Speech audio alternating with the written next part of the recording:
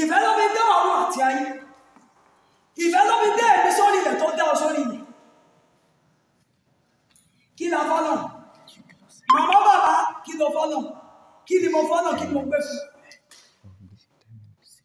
Ṣùgbọ́n tó gbọ́ nífẹ̀ẹ́ wa tọkàntọkàn. Ó dá wa ní àwòrán rẹ̀. Gẹ́gẹ́ bí àwòrán rẹ̀ la fi dá wa. Tó o bá nífẹ̀ẹ́ lọ́ní mọ́ bàbá àti ẹ̀gbọ́n.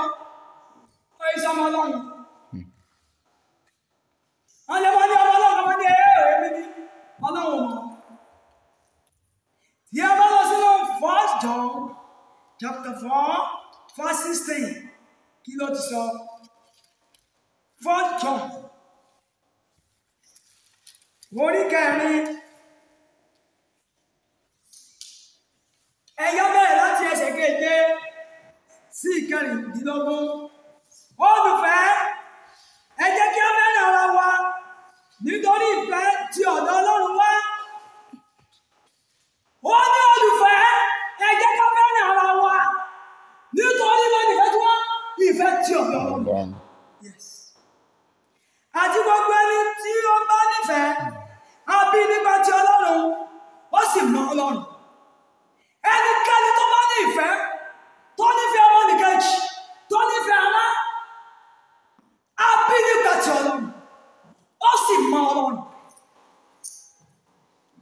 Mo bá jí ọmọ Ọlọ́run mọ̀mọ́ bàbá àti ẹ̀gbọ́n ó ní láti ní ìfẹ́ ọmọnìkejì nínú. Ó ní láti ní ìfẹ́.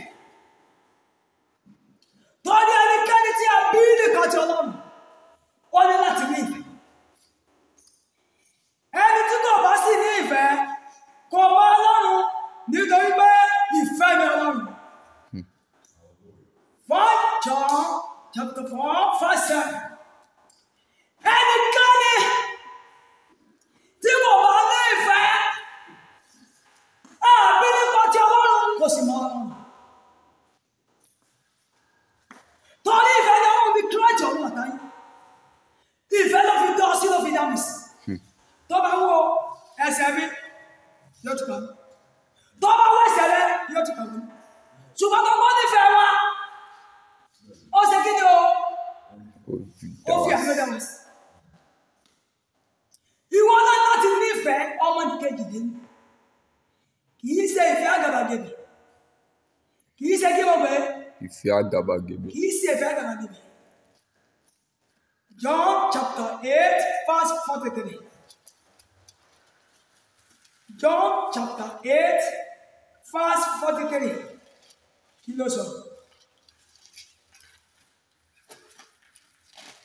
John chapter 8 verse 43.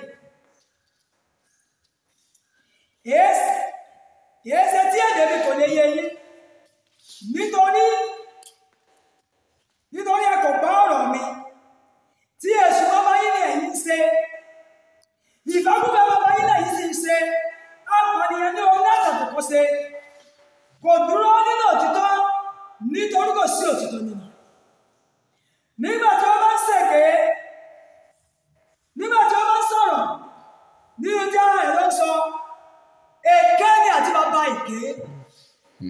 Gbogbo ẹni tí wọ́n ń ṣèké láyé èṣù. Ọmọdé ní ṣèké ni èṣù. Ọkùnrin ń ṣèké, obìnrin ń ṣèké èṣù.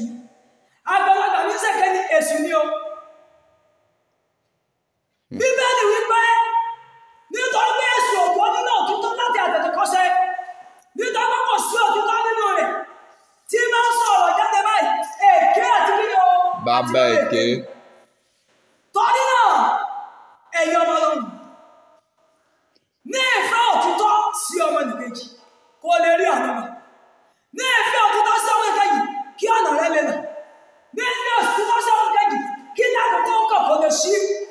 Ní ìfẹ́ òtítọ́ sí ọmọnìkejì kí o tó béèrè lọ́wọ́ Ọlọ́run kí o lè rí wọn gbà. Ẹnikẹ́ni tó bá ti nífẹ̀ẹ́ ọmọnìkejì dénúdénú kò sí ohun tó béèrè lọ́wọ́ Ọlọ́run tọ́lọ́run ní sí. Kò sí ohun tó béèrè tó kalẹ̀ kò fún tọ́lọ́run ní sí. Kò sí àwọn ọwọ́ Ọlọ́run tó kàn fẹ́ rí nínú ayé òun tí ò ní rí. Ṣùgbọ́n ọmọ bàbá àti fẹ́ràn ọmọnìkejì nítorí pé Ọlọ́run rí inú wọn, Ọlọ́run rí ọkàn wọn. Màmá bàbá Ọlọ́run mọ̀ ojú bó ti mọ̀ rà lọ, wọ́n mọ̀ èmi ti kára mi ju bí mo ti mọ̀ rà. Táwọn bá rí ìyọ́nú Ọlọ́run, ẹ jẹ́ ká ní fi ọmọnìkejì gẹ́gẹ́ bí ara wa. Nígbà yìí láti rí àwọn ọ̀nà. Nígbà yìí ni ọ̀dọ̀ Ọlọ́run máa ń sàn lórí ayé wa. Nígbà yìí ni ẹwà tó gbọ́ Ọlọ́run bu ayé wa. Ṣùgbọ́n ń gbàdúrà, ó ní fi ọmọnìkejì kó lè gbà. Tí bá ń gbàdúrà tí ìní fi ọmọnìkejì kó lè gbà. Torí Ọlọ́run kì í ṣe ènìyàn. Wọ́n ní ẹ̀mí kì í ṣe ènìyàn. Débi táwọn yóò fi ṣègbè Jésù lọ sílẹ̀. Kì í ṣe ènìyàn rárá. Ọlọ́run ni láyé rẹ̀. Hallelujah. Ọlọ́run nínú ìtẹ́ rẹ̀. Ọlọ́run nínú ipá rẹ̀. Ọlọ́run nínú ẹ̀tọ́ rẹ̀. Hallelujah. Ọlọ́run nínú ìwàláyé rẹ̀. Torí náà, ẹ̀yin ọmọ Ọlọ́run, ẹni fi ọmọnìkejì yìí gẹ́gẹ́ bí kí ni o? Bí ara. Tó ọmọnìkejì tó nífẹ̀ẹ́ ọba nífẹ̀ẹ́, ìwọ nífẹ̀ẹ́. Tó ní kí lọ́ọ́ ṣe nífẹ̀ẹ́. Torí pé o fẹ́ ká yí ẹ̀dá. Torí pé o fẹ́ tẹ̀síwájú. O fẹ́ kó ní májẹ̀mú ojú kan. O fẹ́ lọ sí ìpele ògọ́tọ̀ kan. O fẹ́ lọ sí ìpele àdúgbò kan. O fẹ́ lọ sí ìpele ìsọnidínlátọ̀ kan. Ẹni tí bá níbi lọ, ìyí bí ọdẹ ẹni tí ò níbi lọ. Torí náà, máa wọ bẹ́ẹ̀, wọ́n yẹ nífẹ̀ẹ́. Ẹni tí ò nífẹ̀ẹ́ mi fẹ́ nífẹ̀ẹ́. No, ìwọ nífẹ̀ẹ́. Jẹ́ kí Ọlọ́run rí ọkàn rẹ inú rẹ wọ nífẹ̀ẹ́ rẹ̀. Àdúrà tí ẹ ó tètè gbà ní tiẹ̀ lọ. Tí òye bá yẹ tí ọ̀rọ̀ Ọlọ́run ti ń bá lọ́sàn-án lónìí, tó bá yẹ yóò mọ̀ pé ẹ̀kọ́ náà nífẹ̀ẹ́ tọkàntọkàn. Torí náà, ìfẹ́ lábí dé ọ̀run àti ayé. Ẹ jẹ́ ká nífẹ̀ẹ́ ara wa. Ẹ jẹ́ ká nífẹ̀ẹ́ nínú ìdílé kí ìfẹ́ sọ̀kalẹ̀. Láàárín ọkọ àtaya kí ìfẹ́ sọ̀kalẹ̀. Láàárín ọmọ sí òbí kí ìfẹ́ sọ̀kalẹ̀. Láàárín ọmọ ìyá sí ọmọ kí ìfẹ́ ṣe kí ni o? Kí ìfẹ́ sọ̀kalẹ̀. Kí ìfẹ́ jọba. Ẹ jẹ́ kí ìfẹ́ Ọlọ́run kó jọba lọ́kàn wa, kó jọba ní ilé wa, kó jọba láàrin ẹbí wa. Nígbà yẹn, a ó rí ìṣelógbòn lọ. Nípa bẹ́ẹ̀, má jẹ́ mọ́ Ọlọ́run wá sí ìwòsàn lórí ayé wa. Ẹ jẹ́ bẹ̀rẹ̀ sínú 1 John chapter 4 verse 16 ni mo fẹ́ kà yìí. Àwa mọ̀, a sì ti gba ìfẹ́ tí Ọlọ́run ṣe nínú wa gbọ́. Ìfẹ́ ni Ọlọ́run. Ẹni tí bá ń gbé inú Ọlọ́run, ó ń gbé inú ìfẹ́. Ọlọ́run sì ń gbé inú rẹ̀. Wọ́n lẹ́ni tí bá ń gbé inú Ọlọ́run, ìgbẹ́nu ìfẹ́, Ọlọ́run ti kára rẹ̀ ọmọ ṣe kí ni o? Máa gbé inú rẹ̀. Ọlọ́run ti kára rẹ̀ yóò máa gbé inú rẹ̀. Torí àwọn ọmọ Ọlọ́run, ẹ jẹ́ ká fẹ́ràn àwọn ọmọ. Ẹ jẹ́ tó wọ́n verse 11. Olùfẹ́, bí Ọlọ́run bá fẹ́ wa báyìí, ó yẹ kí a fẹ́ràn ara wa pẹ̀lú. Ẹnikẹ́ni tí kò rí Ọlọ́run nígbà kan rí, bí àwa bá fẹ́ràn ara wa, Ọlọ́run gbé inú wa, àwa sì mú ìfẹ́ Ọlọ́run ṣẹ nínú wa. Ó ní bí àwọn bá nífẹ̀ẹ́, Ọlọ́run gbé inú wa, àwa sì ti wá mú ìfẹ́ Ọlọ́run ṣẹ kí ni o? Ṣé adé máa yẹ o? Torí náà màmá, bàbá àti àwọn mi sí Ọlọ́run ẹ̀, padà sínú ìfẹ́ Ọlọ́run.